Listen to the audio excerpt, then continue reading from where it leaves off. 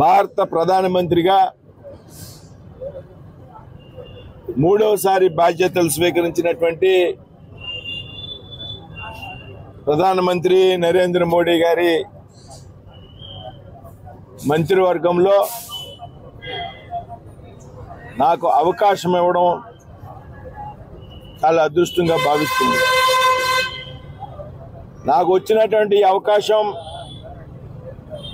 ఆంధ్రప్రదేశ్లో పార్టీ ఆవిర్భావం నుండి కూడా పార్టీ కోసం అహర్నిశలు కష్టపడి పనిచేసినటువంటి సామాన్య కార్యకర్తకు లభించినటువంటి గౌరవంగా ఇవాళ రాష్ట్రంలో కార్యకర్తలంతా కూడా భావిస్తూ ఉన్నారు. మరి ఈ విధంగా అవకాశం ఇచ్చినటువంటి ప్రధానమంత్రి నరేంద్ర మోడీ గారికి, పార్టీ అఖిల భారత అధ్యక్షులు నడ్డా గారికి, హోంమంత్రి అమిత్ షా గారికి, అదేవిధంగా పార్టీ రాష్ట్ర నాయకత్వానికి అందరికీ కూడా పేరు పేరున ధన్యవాదాలు తెలియజేసుకుంటాం. ఏదైతే భారతీయ జనతా పార్టీలో పార్టీ కోసం అహర్నిశలు కష్టపడి పనిచేస్తారో అటువంటి కార్యకర్తలకు సమయం వచ్చినప్పుడు, అవకాశం వచ్చినప్పుడు తప్పనిసరిగా పార్టీ గుర్తిస్తుంది అనేటువంటి విషయానికి ఇది ఒక చక్కటి నిదర్శనంగా భావిస్తూ ఉన్నా. భారతీయ జనతా పార్టీ కార్యకర్త ఆధారిత పార్టీ. ఆ విధంగా పనిచేసినందుకు మాత్రమే నాకు ఈ విధంగా అవకాశం వచ్చింది.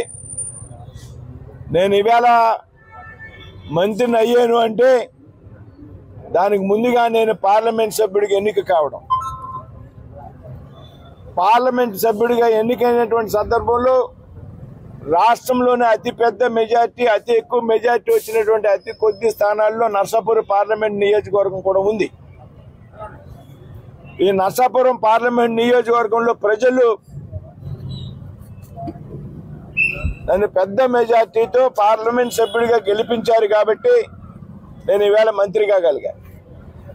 కాబట్టి నర్సాపురం పార్లమెంట్లో ఉన్నటువంటి ప్రజలకు అందరికీ కూడా పేరు పేరున, అదేవిధంగా ఈ నియోజకవర్గంలో ఉన్నటువంటి 3 పార్టీల కార్యకర్తలు, Bharatiya Janata party, Telugudesam party, Janasena party కార్యకర్తలు అహర్నిశలు నా విజయం కోసం కష్టపడి పనిచేసి నన్ను పార్లమెంట్ సభ్యుడిగా గెలిపించినందువల్ల మాత్రమే నేను మంత్రి కాగలిగాను అనేటువంటి విషయాన్ని గుర్తు తెచ్చుకుంటూ రాబోయేటువంటి రోజుల్లో తప్పనిసరిగా వారి యొక్క రుణాన్ని తీర్చుకునే విధంగా నా పనితీరు ఉంటుంది అనేటువంటి విషయాన్ని ఈ సందర్భంగా తెలియజేస్తున్నా.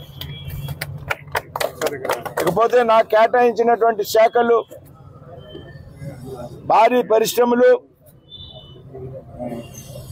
స్టీల్. ఏదైతే ఆంధ్రప్రదేశ్లో గత 5 సంవత్సరాలుగా ఒక్క కొత్త పరిశ్రమ కూడా వచ్చినటువంటి సందర్భం లేదు.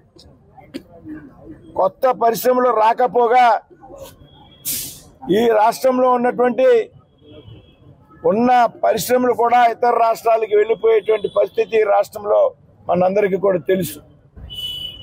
దీనికి చక్కటి ఉదాహరణ అమర్ రాజా బ్యాటరీస్.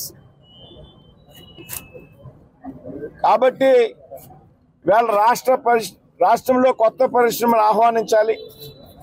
రాష్ట్రంలో కూడా ఎన్డీఏ ప్రభుత్వం వచ్చింది. ఇవాళ ఏదైతే మనం డబుల్ ఇంజన్ సర్కార్ అని చెప్తూ ఉన్నామో, కేంద్రంలో రాష్ట్రంలో ఒకే పార్టీ, ఒకే కూటమి ప్రభుత్వాలు అధికారంలో ఉండాలని ఇవాళ రాష్ట్రంలో, కేంద్రంలో ఎన్డీఏ ప్రభుత్వాలు ఉన్నాయి.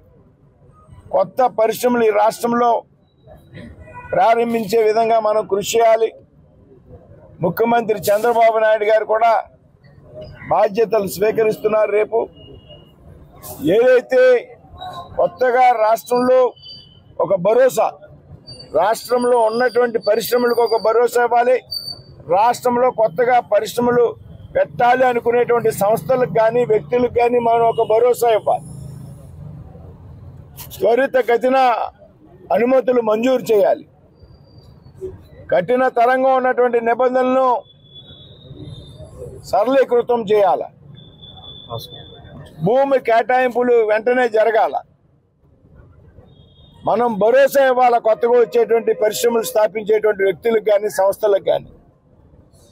ఈ విధంగా రాష్ట్ర ప్రభుత్వం కేంద్ర ప్రభుత్వం కలిసి ఈ రాష్ట్రంలో పరిశ్రమలు స్థాపించేటువంటి వ్యక్తులకు సంస్థలకు ఒక భరోసా ఇచ్చి ముఖ్యమంత్రి గారి సహకారంతో కేంద్రంలో ప్రధానమంత్రి సహకారంతో ఏదైతే కేబినెట్ మంత్రిగా ఉన్నటువంటి కర్ణాటకకు చెందినటువంటి కుమారస్వామి గారి సహకారంతో ఈ రాష్ట్రంలో కొత్త పరిశ్రమల స్థాపనకు కృషి చేస్తాం అనేటువంటి విషయాన్ని, అదేవిధంగా ఉన్న పరిశ్రమలు కూడా భరోసానిస్తాం, ఉన్న పరిశ్రమలు కూడా వారి యొక్క సామర్థ్యాన్ని పెంచుకోవడానికి అవకాశం ఇస్తాం.